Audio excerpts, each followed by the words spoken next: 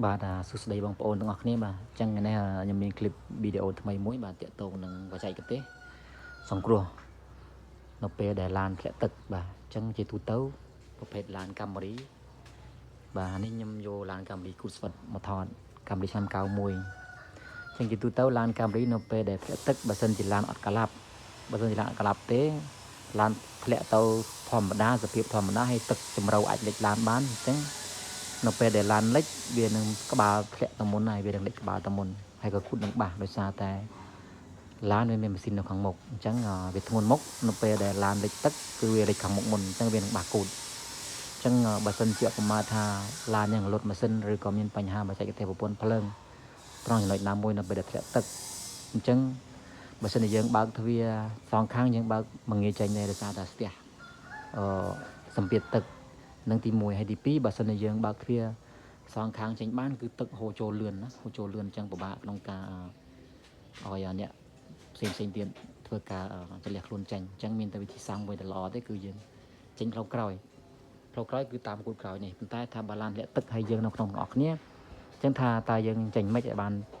តាមផ្លូវក្រោយរួចអញ្ចឹងតោះតើមើលទាំងអស់គ្នាជាមួយនឹងបច្ចេកទេសអញ្ចឹងនេះយើងបើកទ្វារអមថាយើងក្នុងឡាននេះណាបាទអញ្ចឹងសម្រាប់ប្រភេទពួកកាមេរីវាមានកន្លែងមួយនេះបងប្អូនណាកន្លែងនេះខ្ញុំលើកណាបាទនេះឧបមាថាឡានយើងអត់ដាក់ហ្គាសជាមួយខ្ញុំបើកបាទខ្ញុំទាញឡើងលើខាងមកនេះណាទាញឡើងលើអញ្ចឹងនេះវាទៅទាញលើអញ្ចឹងមកហើយយើងអាចពេលយើងទាញអញ្ចឹងហើយយើងអាចបត់កែបបានហើយណាបត់កែបមកអញ្ចឹងយើងនឹងឃើញខាងក្រោយគូតឡានបងប្អូនណាខាងក្រោយគូតឡានអញ្ចឹងនៅពេលដែលយើងកាច់ជីបានហើយអញ្ចឹងយើងកាច់នៅមួយទៀតក៏បានដែរអញ្ចឹងប៉ុន្តែជាទូទៅបើសិនជាឡានយើងជាអ៊ីតគ្នាច្រើនហើយគឺយើងកាច់ម្ដងមួយយើងចលះខ្លួនមកខាងនេះមកដេកខ្លួននៅអង្គុយគ្នាទាំងអស់យើងកាច់ខាងនេះក៏បានកាច់ខាងនេះក៏បានហើយយើងចូលទៅនេះយើងលូនចូលតាមនេះមកនេះឧបមាថាឡានយើងតំណែងអត់ដាក់ហ្គាសតំណែងអត់មានហ្គាសគឺយើងចូលទៅបានតែបើសិនជាកន្លែងនេះឡានយើងដាក់ហ្គាសគឺប្រកាសជាយើងចូលបានទេគឺទៅហ្គាសហើយតែនេះខ្ញុំធ្វើវីដេអូសម្រាប់តែឡានដែលអត់ដាក់ហ្គាសទេអញ្ចឹងយើងចូលទៅក្នុងទៅតែកន្លែងនោះវាអត់បើកភ្លើងខ្ញុំធ្វើការបើកភ្លើងសិនអញ្ចឹងយើងចូលទៅលងឹតមើលឃើញនេះអូយមើលឃើញនេះអញ្ចឹងចាំមើលខ្ញុំថតបន្តមួយទៀតហើយខ្ញុំបើក flash ទៅបាទអញ្ចឹងខ្ញុំបញ្ជាក់ត្រង់ចំណុចនេះផងណាបងប្អូននេះកន្លែងឡុកនេះបើសិនជាយើងសកាត់ចុះក្រោមយើងបើកកៅអីអត់បានទេវាមានទាំងសងខាងណាបើជើងស្អីយើងចង់បើកកៅអីឲ្យបាននេះតោះយើងឆ្កាឡើងទៅលើកុំឲ្យវាជាប់ឡក់ណា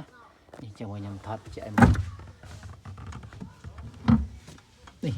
បើយើងកាច់ចុះក្រោមចេះវាចូលឡក់នេះគឺយើងបើកកៅអីនេះអត់បានទេទីអត់ទៅទេអញ្ចឹងយើងត្រូវតាក់ឡើងលើចាអូខេតាក់ឡើងលើចេះបានយើងបើកកៅអីទៅបានណាអូខេ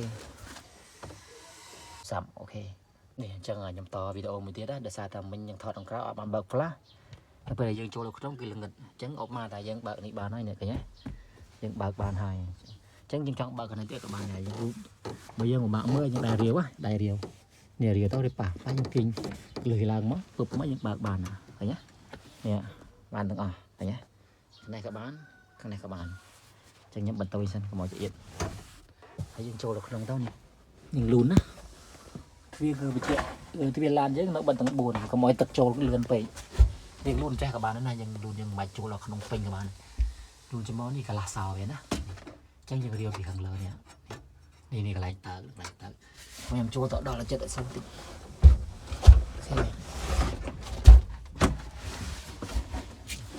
ម្នាក់ឯងពិបាកថតតែអញ្ចឹងនេះកន្លែងដែលយើងត្រូវតើយើងចូលមកតើម្នាក់ណាកន្លែងនេះអញ្ចឹងនេះតែយើងរាវទៅយើងមើលឃើញនេះរាវនេះខ្ញុំតើណានេះទ្វារនេះគឺបើកកើតណែនប៉ែនអញ្ចឹងយើងបើកនេះរុញនេះភ្លឹបមកនេះឃើញបងណានេះរុញពឹបមកអញ្ចឹងតបូលបើកបានឃើញទេពឹបនេះបើកតបូលបានឃើញទេអូខេអញ្ចឹងមានប៉ុណ្ណឹងវីដេអូហ្នឹងបងប្អូនណាបាទនេះគឺបច្ចេកទេសក្នុងការសង្គ្រោះបឋមនៅពេលដែលឡានយើងធ្លាក់ទឹកណាឃើញទេ ហោងឃើញយើងចូលមកមិញអរគុណបងប្អូនជួយ Subscribe ជួយតាមដានអ្នកមួយផងដើម្បីទទួលបានវីដេអូថ្មីៗនៅពេលដែលខ្ញុំធ្វើវីដេអូថ្មីផុសទៅនឹង alert ចូលទូរស័ព្ទដៃបងប្អូនអរគុណសម្រាប់ការតាមដានអរគុណទាំងអស់គ្នា